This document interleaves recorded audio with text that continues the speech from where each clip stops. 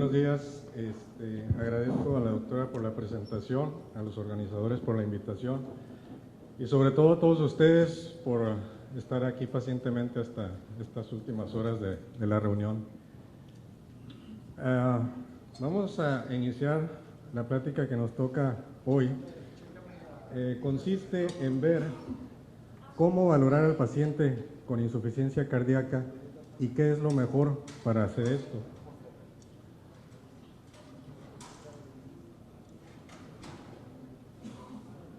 Y nos vamos a basar en la clasificación de la insuficiencia cardíaca, en donde nos dice que el síndrome clínico, caracterizado por síntomas típicos, que son la disnea y la fatigabilidad, se deben a la reducción del flujo sanguíneo hacia los músculos y a la retención hidrosalina que provoca la congestión. Sin embargo, la definición implica que además de los síntomas clínicos, debe de haber una evaluación, una existencia de disfunción ventricular en forma objetiva, ya sea sistólica o diastólica.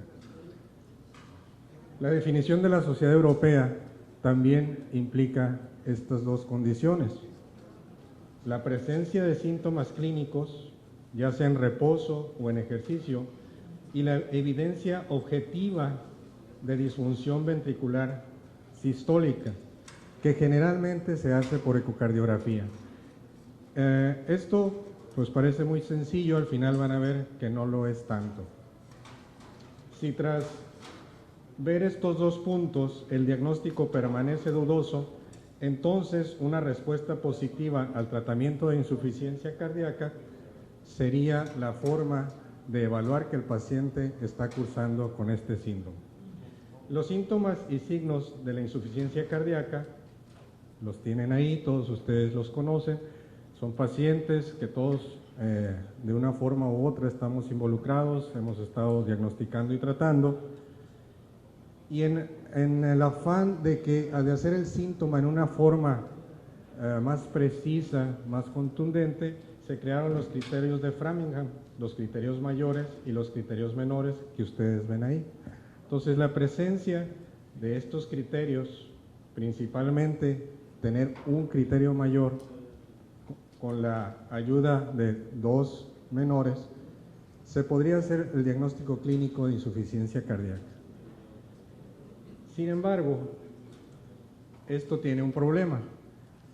Los síntomas y signos de la insuficiencia cardíaca son muy similares para distintas patologías, entre ellas la enfermedad pulmonar obstructiva crónica, el paciente obeso, que se ha hablado tanto aquí, el paciente con síndrome metabólico, el paciente con éstasis venosa por insuficiencia vascular, por insuficiencia venosa periférica, pues puede dar disnea, puede dar edema de miembros inferiores, puede estar reducida su capacidad física por disminución de la capacidad para hacer ejercicio, y es un paciente que su función ventricular es normal, ¿sí?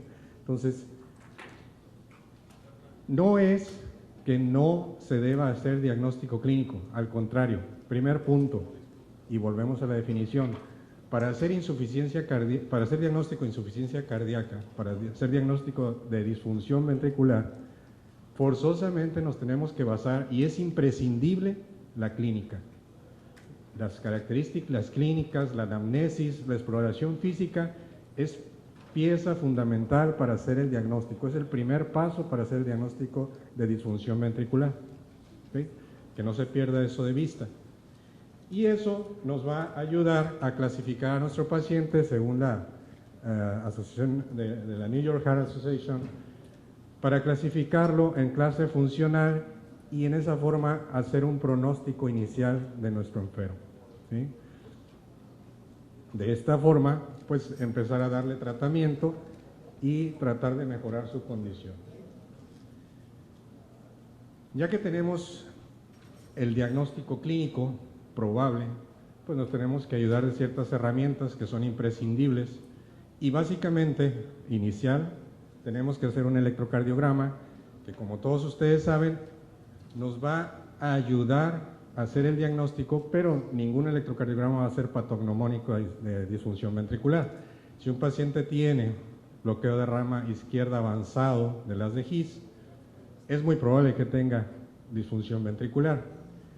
Si tiene hipertrofia ventricular izquierda con sobrecarga del ventrículo izquierdo, es muy probable que tenga insuficiencia cardíaca diastólica, pero no es patognomónico, ¿sí? Puede haber electrocardiogramas totalmente normales y tener disfunción ventricular. Por otro lado, el electrocardiograma nos va a ayudar a hacer diagnóstico de patologías que están causando la disfunción ventricular. Lo más común es la cardiopatía isquémica, ¿verdad? Cambios isquémicos en el electrocardiograma. La radiografía de tórax, en más de la tercera parte de los pacientes, el corazón va a ser de tamaño normal y pueden tener disfunción ventricular. Si el corazón está dilatado, pues obviamente un corazón dilatado con bloqueo de rama izquierda de las de His en el electrocardiograma, pues es poco probable que nos equivoquemos. Obviamente con síntomas de insuficiencia cardíaca, es poco probable que nos equivoquemos en el diagnóstico, ¿sí? También nos va a ayudar la radiografía de tórax, pues a ver el grado de congestión pulmonar que tiene nuestro enfermo. El péptido natriurético, ¿sí?, es una cuantificación que recientemente se está intentando hacer. Es una proteína que se libera de los miocitos a respuesta de aumento de la tensión de la pared. Y se ha observado en estudios que este péptido se va a incrementar en forma importante en la disfunción del ventrículo izquierdo.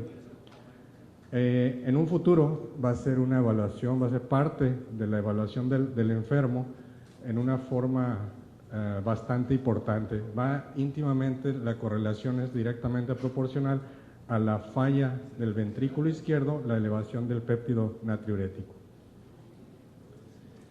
Y llegamos entonces al punto. Ya tenemos al enfermo, ya lo evaluamos completamente, clínicamente, y tenemos la sospecha o la alta probabilidad o la alta seguridad de que el paciente tiene disfunción ventricular. ¿Cómo vamos a comprobar? El segundo punto de la definición, ¿cómo vamos a comprobar que ese paciente tiene disfunción ventricular? Pues tenemos las técnicas invasivas, ¿sí?, que realmente se han quedado atrás, porque tenemos las técnicas no invasivas que nos dan una idea clara y precisa de si el paciente tiene disfunción ventricular. Y como ustedes ven, la ecocardiografía es el estudio de elección para valorar la disfunción ventricular. ¿Por qué? Pues porque es mucho más accesible, ¿sí?, es mucho menos costoso, es una máquina que prácticamente en todas las ciudades ya tenemos. Si no todos, la mayoría de los cardiólogos saben hacer ecocardiogramas y obviamente la información que nos da el ecocardiograma es muy precisa para hacer el diagnóstico. Vamos entonces a ver cómo se hace el diagnóstico por ecocardiografía de la disfunción ventricular. El elemento esencial